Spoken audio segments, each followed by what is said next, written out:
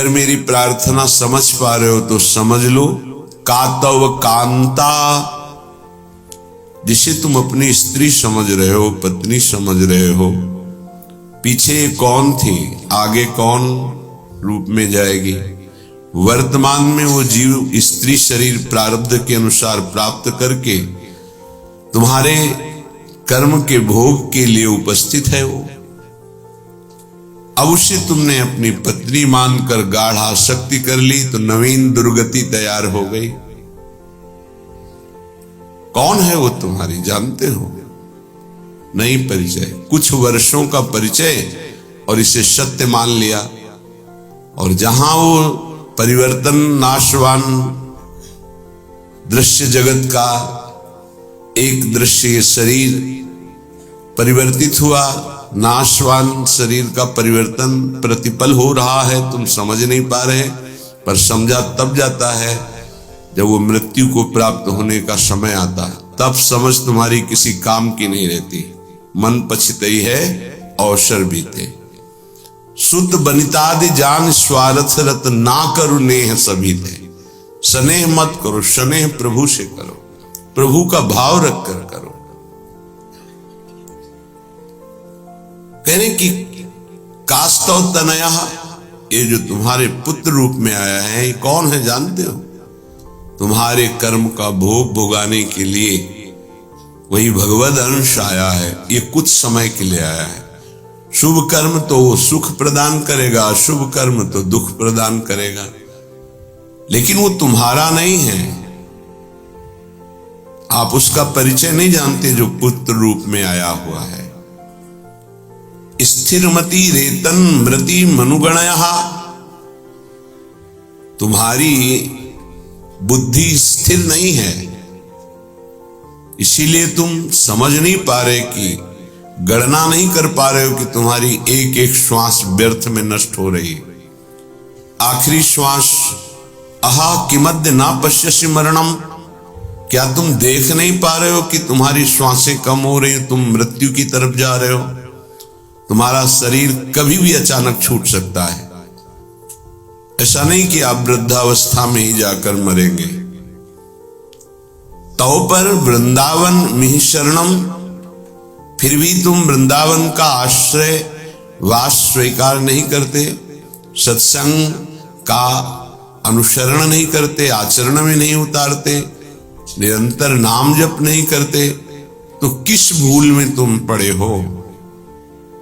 तुम्हारे पास पत्नी है, पुत्र है, संपत्ति है, इस भूल में, ये तुम्हारी नहीं है।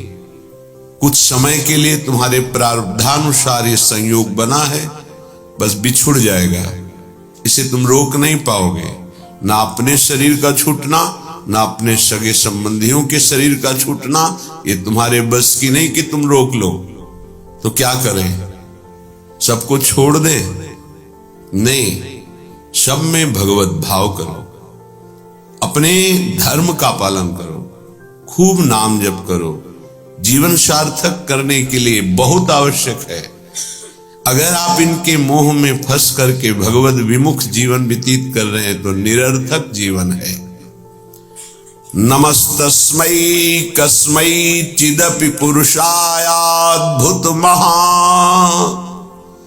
महिम्ने विभ्राजत कनक रुचि धाम्ने स्वकृपया असंकोचेनैवा स्वपच मखिलेभ्यः स्वयमहो ददौ यः सद्भक्तिं विमलतर नानारसमयीं।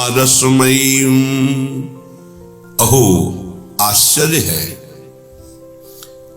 स्वपच नीच आचरण करने वाले को भी जो गौरांगी प्रियाजू, जिनका निज महल वृंदावन धाम है, यदि आप वृंदावन का आश्रय ले लिए, वृंदावन का थोड़ा भी सानिध्य मिला, तो गौरांगी प्रियाजू की कृपा से नीच पुरुष के हृदय में भी महान प्रेम लक्षणा भक्ति प्रकाशित हो जाएगी। ये विश्वास कीजिए। लिखा है असंकोचे नैव, यद्यपि वो अनाधिकारी है इसलिए संकोच का विषय बनता है, कि अनाधिकारी को प्रेम लक्षणा भक्ति, और बोले असंकोच ही नहीं हुआ। कभी इस बात का सोच ही नहीं होता हमारे प्रियाजू को कि बहुत नीच आचरण वाला है, बहुत करुणामयी है, उन्हीं की करुणा का भरोसा नहीं। हम सब इसी पंक्ति में खड़े हैं, नीच आचरण वाले। इसलिए कह रहा हूं कि मना स्थितियों को देखो, अपने मना स्थिति को। बचपन से लेकर अभी तक उस मन को ही देख रहे हैं। वासना की परत जमा है। एक बार सोहनी लगी, पोछा लगा तो लगा पवित्र हो गया, दोबारा फिर लगा तो फिर वैसे ही कूड़ा, हजारों बार लगने पर वो कूड़ा ही कूड़ा। पता ही कितने जन्मों का कूड़ा जमा है।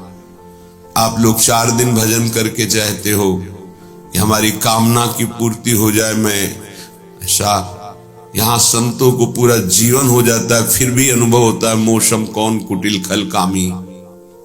सच्चाई की बात कह रहा हूं। फिर भी अनुभव होता है, जिन मुंह को तन दियो ताको ना भजन कियो, ऐसो नमक हरामी। मालिक का नमक खा रहे हैं, चिंतन विषयों का हो रहा है। दगाबाज, धोखेबाज, छलिया, वो हम हैं, अपने हैं। प्रभु के अंश हैं। प्रभु ने कृपा करके मनुष्य शरीर दिया, सत्संग दिया, भगवत मार्ग दिया, फिर भी वही दगाबाजी, वही छल, वही कपट। क्या दगाबाजी?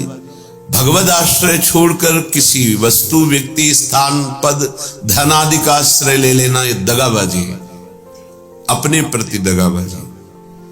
जिनकी कृपा से हमारा स्वरूप पोषण, शरीर पोषण, भाव पोषण हो रहा है, हम उनकी तरफ देख ही नहीं पा रहे, अपराध पर अपराध करते जाते हैं, उनके देखते हुए उनकी खिलाफत करते हैं। ये नमक हरामीपना नहीं तो और क्या है।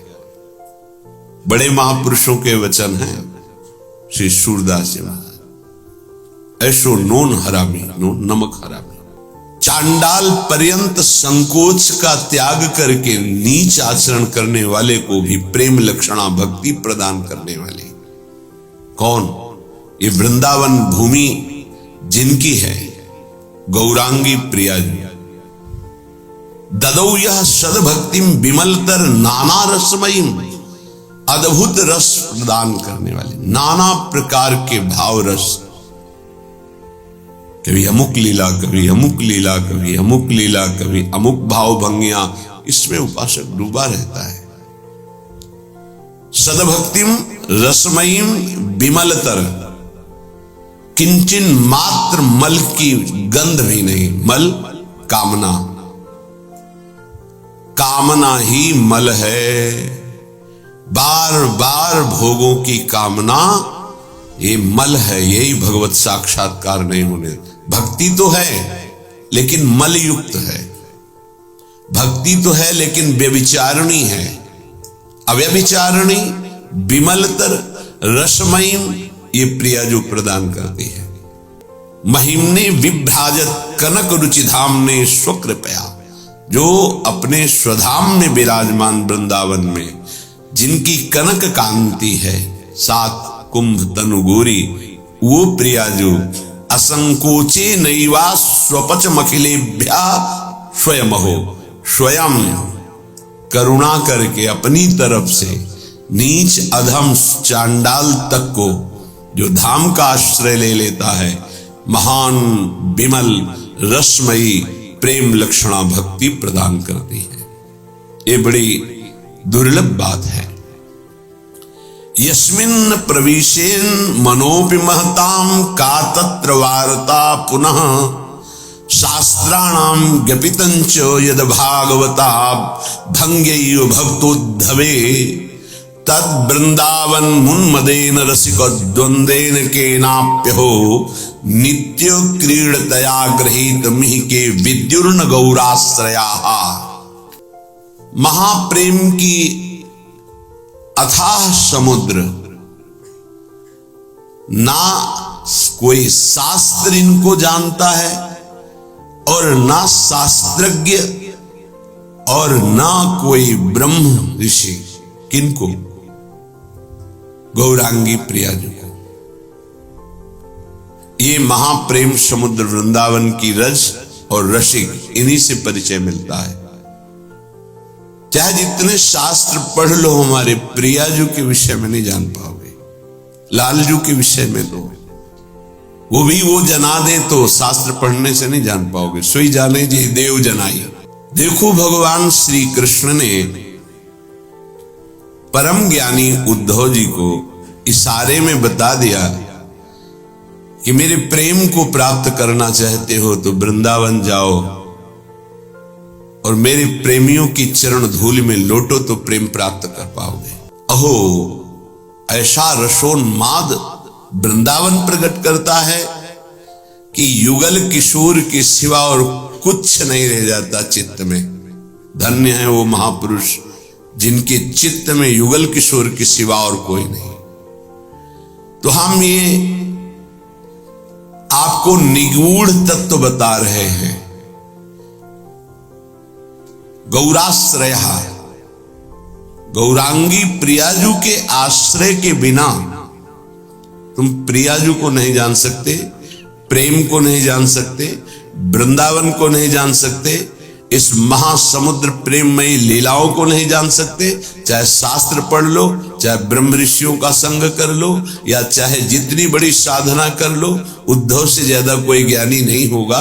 वो कह रहे कि वासुदेव ने इशारे से उद्धव को बता दिया कि परम पावन वृंदावन की भूमि में प्रेमियों के संग में ही प्रेम प्रकाशित होता है, विशुद्ध प्रेम।